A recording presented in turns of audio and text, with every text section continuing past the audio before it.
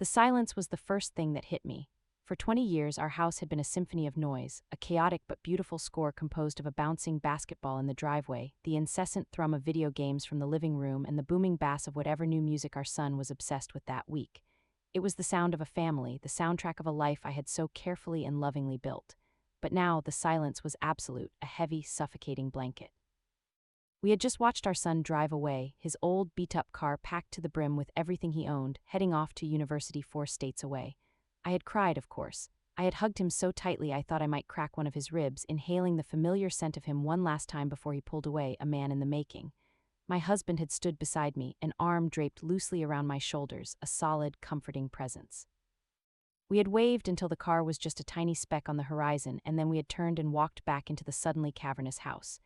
This was supposed to be our moment, the beginning of our next chapter, the two of us rediscovering the couple we were before we became mom and dad. I had plans, a trip to Italy, cooking classes, lazy Sunday mornings with no one to feed but ourselves. I turned to him, a watery smile on my face, ready to suggest we open that expensive bottle of champagne we'd been saving, but the look on his face stopped me cold. It was an expression I had never seen before in our 2 decades of marriage. It was distant, detached, and utterly devoid of the warmth I had come to rely on like the rising of the sun.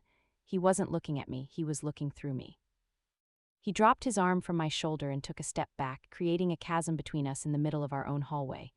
"I'm leaving," he said. The words were so simple, so quiet, they almost didn't register. They were like stones dropped into the deep well of the house's new silence. "What?" I asked, a nervous laugh bubbling in my throat. "Leaving to go where? The grocery store? Don't be silly, we need to talk about what we're going to do with his room." He just shook his head, his eyes as cold and gray as a winter sea. "No, I'm leaving you." And there it was, the end of my world delivered in 4 words. The floor seemed to tilt beneath my feet. I gripped the doorframe to steady myself, the painted wood cool against my sweating palm. This wasn't happening. It was a joke, a cruel, tasteless joke. We were happy, weren't we? We had just stood on the lawn together, a united front, waving our son off to his future. We held hands at the movies. He kissed me goodnight every single night. He told me he loved me just this morning. "You're not making any sense," I whispered, my voice trembling. "Where were us?" He let out a sigh, a sound of profound and weary impatience, as if I were a particularly slow child he was forced to explain a simple concept to. "There is no us anymore," he said. "There hasn't been for a long time. I'm in love with someone else. Someone else." The words hung in the air, ugly and venomous. My mind raced, flipping through the Rolodex of our life, searching for a face. A coworker, a neighbor, the woman at the dry cleaners. It was impossible. He worked long hours, yes, but he always came home. We spent our weekends together, doing yard work, going to the hardware store, the mundane, beautiful rhythm of a long marriage. Where was there time for someone else? Who? I managed to choke out. He had the decency to look away then, his gaze falling on the gallery of family photos that lined the hallway. Pictures of us smiling, at our wedding, holding our newborn son, at Disneyland, at his high school graduation just a few months ago. A gallery of lies. "It doesn't matter who," he said, his voice flat. "What matters is that it's over. I've already packed a bag, it's in the car, my lawyer will be in touch with yours." His lawyer.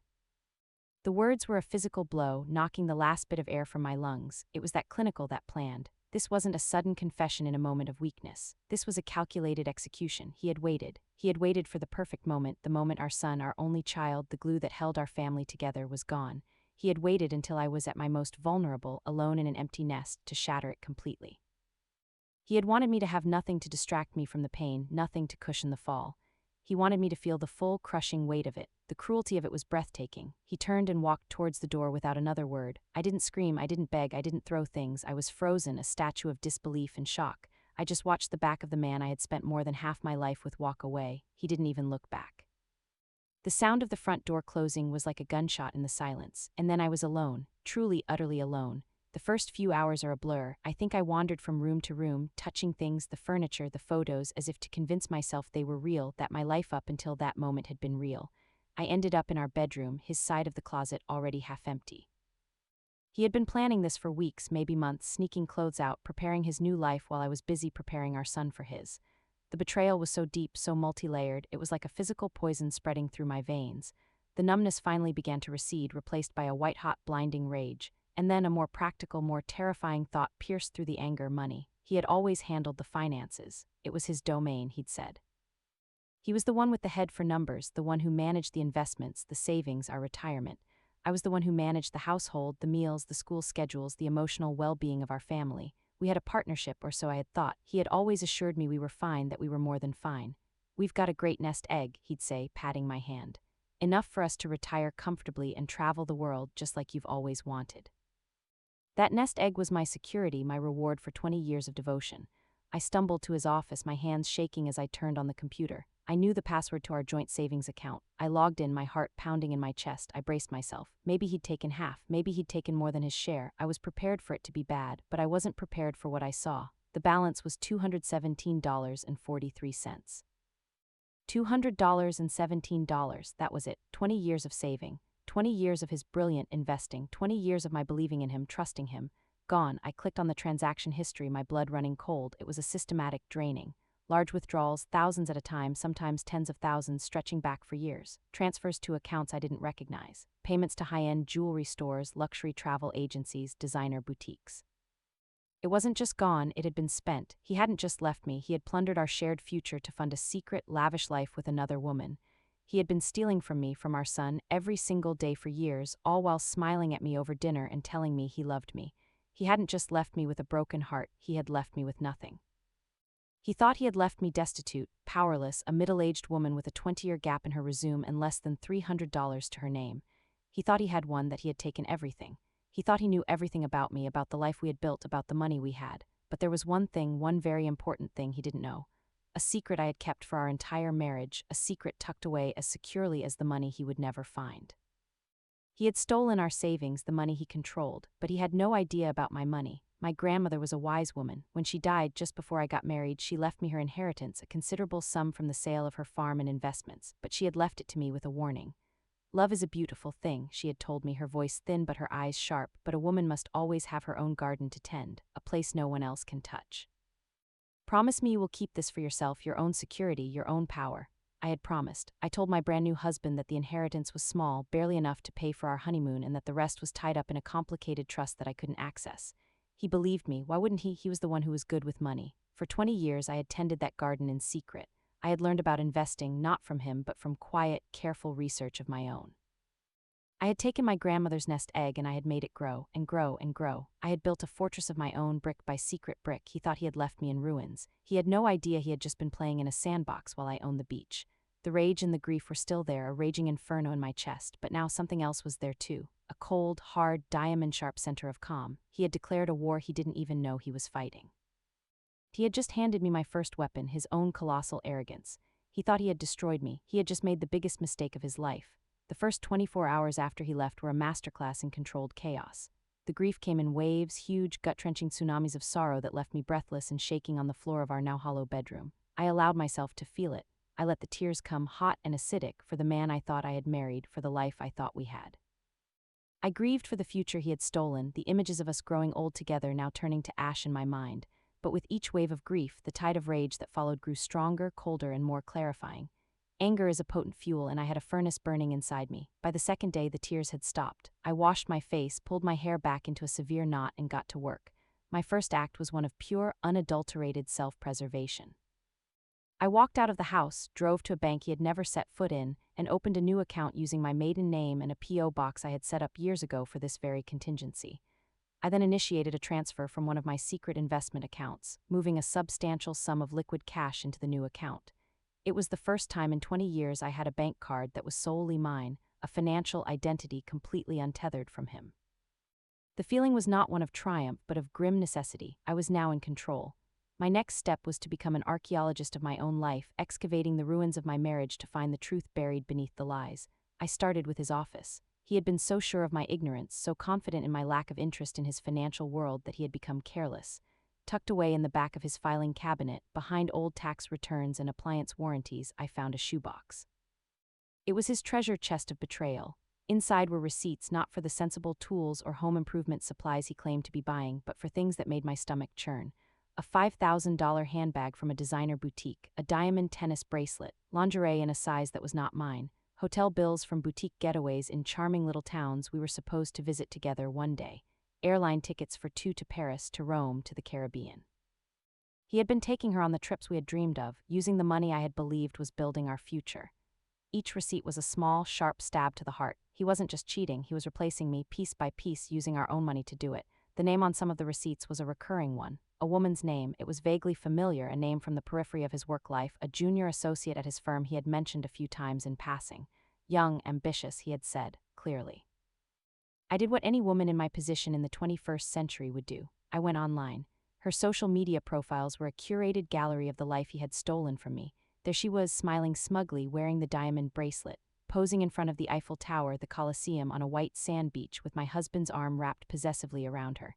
Her posts were filled with hashtags like living my life, blessed, couple of goals. The dates on the photos lined up perfectly with his business trips and work conferences. She was so brazen, so proud of her conquest. They both were. They had been hiding in plain sight, confident in my blindness. The online trail was a breadcrumb path leading me deeper into their world. I discovered the condo. It was in a new, trendy part of the city, a sleek, modern building with a rooftop pool and a concierge. A quick search of public property records confirmed my sickening suspicion. He had bought it 6 months ago, not in his name, of course. He was too clever for that. It was in her name. But the down payment, a massive 6-figure sum, had come directly from our joint savings account. He hadn't just bought her a condo, he had bought her a home with my money. The rage I felt was so pure, so potent, it was almost sublime. It burned away the last vestiges of the heartbroken wife. I was no longer a victim. I was a woman on a mission. It was time to assemble my army. I didn't go to the friendly family lawyer who had drawn up our wills years ago. I went for a killer. My research led me to a woman in the city's top law firm, a divorce attorney with a reputation for being a piranha in a Chanel suit. Her specialty was forensic accounting and uncovering hidden assets in high-net-worth divorces. She had made cheating husbands weep on the witness stand. She was exactly what I needed. I booked a consultation, not as the destitute, abandoned wife, but as a prospective client with significant assets. I walked into her gleaming, panoramic view office dressed in a quiet, expensive outfit I had bought with my own money years ago and never had an occasion to wear. I laid out the story calmly and methodically. I presented her with the shoebox of receipts, the printouts of the social media posts, the property records for the condo. I showed her the statement from our joint savings account with its pathetic balance and the statements from the last 5 years showing the systematic looting. Her expression remained neutral, but I saw a flicker of professional interest in her eyes. This was the kind of case she lived for. He's dissipated marital assets to an astonishing degree, she said, her voice crisp and cool. We can go after her for the money, claw back every cent he spent on her. We can force the sale of the condo. We can make his life very, very uncomfortable. Good, I said, that's a start, but there's more. This was the moment, the unveiling of my secret. I pushed another file across her desk. This one contained the statements for my own accounts. The brokerage account my grandmother's inheritance had seeded, the various mutual funds, the bond portfolios, the real estate holding company through which I owned 3 small commercial properties. I had spent 2 decades quietly, diligently building a fortune he knew nothing about. The lawyer's carefully maintained composure finally cracked. Her eyebrows shot up. She looked at the statements, then back at me, a slow, appreciative smile spreading across her face. My God, she breathed. He has absolutely no idea, does he? None, I confirmed. He thinks I am a simple housewife with a high school education who can barely balance a checkbook. He believes he has left me with nothing. This, she said, tapping the folder with a perfectly manicured finger, this changes everything. This isn't a divorce, this is a corporate takeover. We spent the next 2 hours mapping out a strategy. It would be a 2-pronged attack. First, the public-facing prong. I would play the part he had cast me in, the devastated, financially naive wife. His lawyer would contact a lawyer I would hire for show, a gentle, older man known for seeking amicable settlements. I would appear lost, frightened, and willing to negotiate for a pittance of spousal support, just enough to get back on my feet. This would lull him into a false sense of security. It would feed his ego, make him believe he was in complete control. While he was basking in his victory, my real lawyer, the piranha, would be working in the shadows. She would hire a forensic accountant, the best in the business, to create an exhaustive, ironclad report tracing every single dollar that had left our joint accounts and gone to his mistress. They would subpoena bank records, credit card statements, and travel itineraries. They would build a mountain of evidence so high and so solid that he would be buried under it. The second prong of the attack was my secret weapon, the final, devastating blow. Among the assets my grandmother had left me was a small, struggling commercial printing press. It had been my grandfather's business, a sentimental keepsake. My husband, early in his own career, had seen its potential. He had a big idea to modernize it, to turn it into a high-end marketing and design firm. But he had no capital, so I had provided it. I had told him that my trust fund had unexpectedly paid out a small portion, and I had invested it in his dream. Over the years, as the business grew, I had continued to inject capital, always under the guise of small, sporadic windfalls from my mysterious trust. He was the CEO, he was the face of the company. It was his baby, his pride and joy, the source of his professional status and his considerable income. But on paper, in the carefully structured corporate documents I had drawn up with a discreet business lawyer years ago, I was the silent majority shareholder. I own 90% of the company. He thought he was the king of his own castle. In reality, he was a long-term employee in a building I owned. He hadn't just stolen our savings. He had been funding his affair using the profits from my company. He had been using my own money to betray me. When I left the lawyer's office, the sun was setting, painting the city skyline in hues of orange and gold. I felt a sense of purpose I hadn't felt in years. He had meant to erase me, to reduce me to a footnote in his new and improved life. But he had underestimated me. He had forgotten who I was before I became his wife. He had forgotten the quiet, observant girl who was good at math, the woman who had managed a household budget down to the penny for 2 decades. He saw a wife, a mother, a homemaker. He never saw the CEO waiting in the wings. The trap was set. All I had to do now was wait for the right moment to spring it. The call came as expected a week later. It wasn't from him, of course. He wouldn't deign to speak to me directly. It was from his lawyer, a man whose voice oozed a kind of smug, paternalistic sympathy. He spoke to me as if I were a delicate, slightly dim-witted creature who had been tragically overwhelmed by circumstance. He informed me that his client was a very generous man and that in the interest of avoiding a messy and emotionally taxing court battle, he was prepared to offer me a one-time settlement. The offer was insulting. It was barely enough to cover a year's rent in a modest apartment, a pittance designed to make me go away quietly. It was predicated on the assumption that I was desperate, ignorant, and had no other options. I played my part to perfection. I let my voice crack. I stammered, asking confused questions about legal terms I pretended not to understand. I told him I didn't know what to do, that I had no one to advise me. I just don't understand, I whimpered into the phone, the picture of a broken woman. I gave him the best years of my life. I could almost hear the lawyer preening on the other end of the line, chalking up an easy win. He advised me to find my own legal representation, someone sensible who could explain the realities of my situation. He even offered a few recommendations, names of lawyers known for pushing their clients into quick lowball settlements. I thanked him meekly and promised to call him back once I had found someone. The moment I hung up, the facade dropped. I called the decoy lawyer we had chosen, the gentle, semi-retired fellow who was in on the entire scheme. He was an old friend of my real lawyer, and he relished the theatricality of it all. He placed the call to my husband's lawyer, confirming that he would be representing me and that his client was, as expected, emotionally shattered but hoped for a swift and fair resolution. The hook was baited. The fish was circling. For the next few weeks, I lived a double life. To the outside world and to the few mutual friends who called to offer their stilted, awkward condolences, I was a wreck. I let my voicemail fill up. I didn't answer texts. When I had to go out for groceries, I wore no makeup, my hair unkempt, my eyes red-rimmed from crocodile tears. I was performing the role of the jilted wife, and I deserved an Oscar for it. My husband, I heard through the grapevine, was thriving. He and the mistress were now officially a public couple. They were seen at all the trendiest restaurants, their arms linked, laughing without a care in the world. He was introducing her to his colleagues and clients. He was playing the part of a man finally freed from a stale, unhappy marriage, now living his authentic life. His arrogance was my greatest asset. While he was sipping champagne and celebrating his freedom, my real team was working with the silent, brutal efficiency of a military operation. The forensic accountant was a magician, a bloodhound who could sniff out a hidden asset from a mile away. He produced a report that was a work of art, a 200-page document that detailed with excruciating precision every dollar my husband had misappropriated. It was a roadmap of his betrayal, complete with color-coded charts, timelines, and copies of receipts for every hotel room, every piece of jewelry, every 5-star meal. The total amount he had squandered was obscene.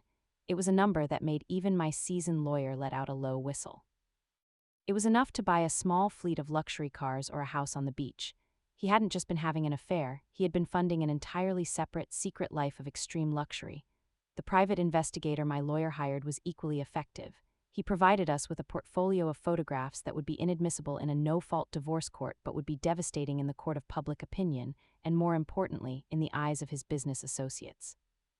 Pictures of him and his mistress, drunk and laughing on a yacht in the Mediterranean. Pictures of them kissing passionately on the balcony of the condo he had bought her with my money. They were a portrait of a man who believed he was untouchable. While they were building the case against him, I was quietly preparing my final move. I called a special meeting of the board of the company. The board consisted of 3 people, myself as the silent majority shareholder, him as the CEO, and our longtime accountant, a man who had known my family for years and was one of the few people who knew the true ownership structure of the business. He was a man of integrity, and he was appalled by what my husband had done. The meeting was scheduled for a Monday morning. The stage was set.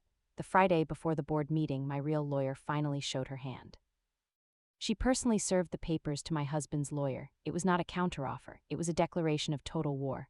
The filing was a masterpiece of legal aggression. It included the full unredacted report from the forensic accountant. It included a petition to have all his personal assets frozen pending the outcome of the divorce. It included a separate civil suit filed directly against the mistress for the full amount of the marital funds he had spent on her. And buried on page 57, a detail his lawyer might have missed in his initial shock, was a notice of the emergency board meeting, citing gross financial misconduct and breach of fiduciary duty by the CEO.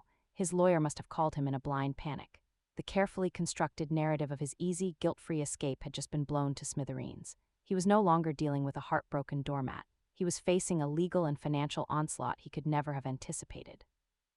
I could imagine his rage, his confusion, his disbelief. How could I have done this? The cleaning lady, the gardener, the pool boy, they all knew. They had seen me in my grubby clothes, my hands stained with dirt, my face slick with sweat. They were my secret army of observers, a network of eyes and ears that reported back to me every boastful conversation he had on his phone by the pool, every late-night arrival of his mistress when he thought I was out of town visiting my sister.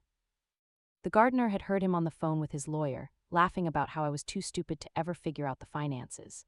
The housekeeper, a woman I had always treated with kindness and respect, had found receipts for gifts I never received and had discreetly passed them on to me. They were loyal to me, not to the arrogant man who treated them like invisible furniture. My husband thought he was the king, but he had never realized that in any castle, the staff sees and hears everything. The trap had been sprung. He was cornered, his assets frozen, his reputation on the verge of being annihilated. He still had no idea that the worst was yet to come. He thought this was about the money he had stolen from our savings account. He still didn't understand that he was about to lose everything, including the company he had built his entire identity around. Monday morning was going to be the final act, and I was ready for my curtain call. He walked into the boardroom on Monday morning looking like a man who had been through a hurricane. His expensive suit was rumpled, his face was pale and unshaven, and his eyes were shot through with red veins of sleepless fury. He was followed by his lawyer, who looked equally grim. They had clearly spent the entire weekend in damage control, trying to find a way out of the legal labyrinth they were now trapped in. He saw me sitting at the head of the long, polished mahogany table, and his face contorted into a mask of pure hatred. I was no longer the weeping, broken woman he had left behind. I was dressed in a sharp, dark gray suit, my hair styled, my makeup flawless. I met his gaze with a look of cool, calm indifference. The third person in the room was our company accountant, who gave my husband a brief, disappointed nod and then focused his attention on the papers in front of him. "What is the meaning of this?" my husband snarled, throwing a copy of the meeting notice onto the table. "This is my company. You can't call a board meeting without my approval." I didn't answer. I simply looked at our accountant. "As the majority shareholder," the accountant said, his voice steady and formal, "she is perfectly within her rights to call an emergency meeting. And as of 9:00 a.m. this morning, in accordance with the bylaws of the corporation and in light of the evidence of gross financial misconduct, you have been temporarily suspended from your duties as CEO, pending the outcome of this meeting." The color drained from my husband's face. He looked back and forth between me and the accountant, his mind clearly unable to process the words majority shareholder. "What are you talking about?" he stammered, looking at me. "Your little trust fund investment, that was seed money. I built this place." "You're mistaken," I said, my voice quiet but carrying the weight of 20 years of silence. "It wasn't seed money, it was the entire garden. Every piece of equipment in this building, every expansion, every employee's salary for the first 5 years was paid for by me. You weren't a founder, you were my first employee." His lawyer started to speak, but I held up a hand and he fell silent. I slid a thick document across the table. "These are the original incorporation papers and the signed agreements for every subsequent capital injection, all from my personal accounts. You were given a generous salary, a title, and a 10% stake in the company in exchange for your management, but you never owned it, you just worked here." He sank into a chair, his mouth hanging open. He looked at the documents, at my signature, at the undeniable truth written in black and white. The entire foundation of his identity, the self-made man, the brilliant entrepreneur, was a lie he had told himself for so long that he had come to believe it. He had been nothing more than a well-compensated manager for the woman he had just tried to discard like trash. "The board," I continued, my voice as sharp and cold as ice, "has reviewed the evidence of your expenditures. You have been using company profits, my profits, to fund a lavish lifestyle with your mistress. You have betrayed not only my trust as your wife, but your fiduciary duty to this company." I pushed another document towards him. "This is your severance package. It is the legal minimum required by law. And this," I added, pushing a third document over, "is a settlement offer for the divorce. It is non-negotiable." The offer was brutal. I would keep the house, the company, and all of my own assets. I would waive any claim to his 10% stake in the company, which, given the debt he now faced, was essentially worthless. In return for his signature on the divorce papers, I would drop the civil suit against his mistress. I would allow him to walk away, but he would walk away with nothing but the clothes on his back and the mountain of legal fees he had incurred. It was a checkmate. He could fight, of course. He could drag this through the courts for years, but he would lose. The evidence was irrefutable. And in the process, his professional reputation would be utterly destroyed. No one would ever hire or trust a CEO who had so brazenly stolen from his own company. He had no choice. His lawyer read through the documents, his face grim. He leaned over and whispered something to my husband. My husband just stared at me, his eyes filled with a toxic cocktail of hatred, disbelief, and for the first time, a glimmer of fear. He had been so sure of his own power, he had never once considered the source of mine. He picked up the pen, his hand shaking, and signed his name. He signed away his company, his home, his marriage, his entire life. He stood up, a broken, diminished man, and walked out of the boardroom without another word. The mistress left him, of course. As soon as the news broke and she realized the river of money had dried up, she was gone. The condo was sold to help pay his legal bills. The last I heard, he was working a mid-level management job in another state, living in a small rented apartment, a ghost of the powerful man he had pretended to be. I, on the other hand, thrived. I stepped in as the official CEO of my company, and to everyone's surprise, especially the male-dominated board of our competitors, the business flourished under my leadership. I had been watching and learning for 20 years. I knew the company better than he ever had. I sold our family home, a place now tainted with too many bad memories, and bought a beautiful penthouse apartment in the city with a view that stretched all the way to the horizon. My son was horrified when I told him the truth, but his anger at his father was matched only by his profound, newfound respect for me. Our relationship deepened, reforged on a foundation of honesty and mutual admiration. My revenge wasn't just about taking back what was mine, it was about reclaiming myself. For 20 years I had been the silent partner, the supportive wife, the woman in the background. Now I was in the foreground of my own life. I had taken the deepest betrayal a person can suffer and used it not to destroy but to build. I had built a new life, a new identity, a new future, all from the ashes of the one he had tried to burn to the ground. He thought he was leaving me in silence and emptiness, but he was wrong. It was in that silence that I finally found my own voice. And it was a voice that was stronger, louder, and more powerful than he could ever have imagined. Thanks listening this story. Now I want to hear your thoughts in the comments. Your experience might be exactly what someone else needs to hear right now.